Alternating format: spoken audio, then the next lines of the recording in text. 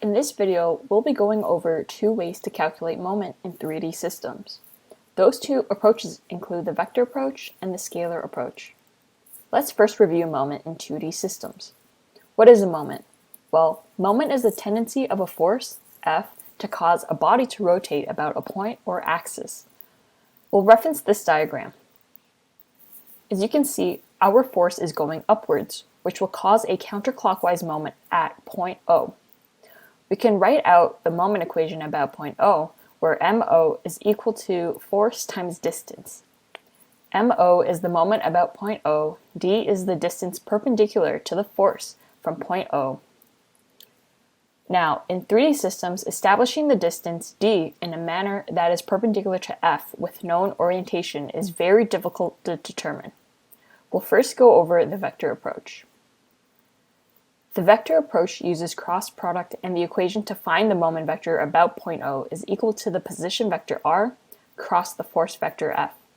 Remember to note that r cross F is not the same as F cross r. When finding the moment vector, it is always r cross F. Let's take a look at this figure where we have a force vector. When we find the position vector r, it's always from point O, which is the origin, to any point along the force vector. We can choose r to be like this, or even this. As long as it hits the force vector, we can use it.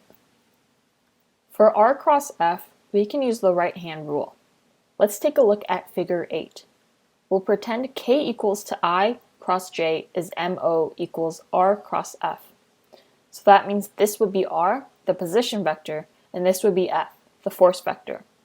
We start with our fingers along the position vector r, then we curl our fingers to force vector F, and our thumb indicates the sense, which is the direction of the moment vector.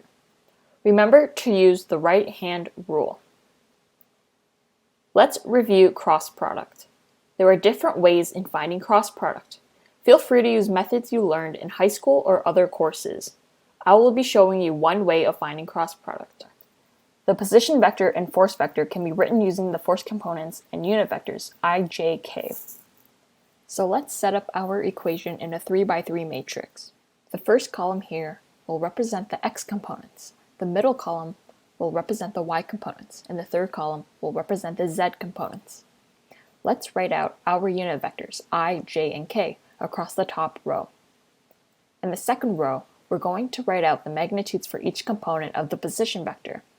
So we'll have Rx here, Ry here, and Rz here. Then in the bottom row, we'll write out the magnitudes for the force components here. As you can see, all we did was take these scalar values from the position vector equation and place them in here. And we did the same for the force vector equation, where we took these values and placed them here. So, to find cross product, we can rewrite these two columns and put them outside the matrix. Now we can expand and multiply together these three terms, Fz times Ry times I. We can do the same for these terms as well, and these terms too. Each highlighted line represents a set of values. So we have a total of 3 sets of values so far. For the 3 sets of values that I highlighted in yellow, we can add them together like this. Then we'll highlight another 3 sets of values in blue, but we'll have to subtract each set of value when we write it into our moment vector equation, and it'll look like this.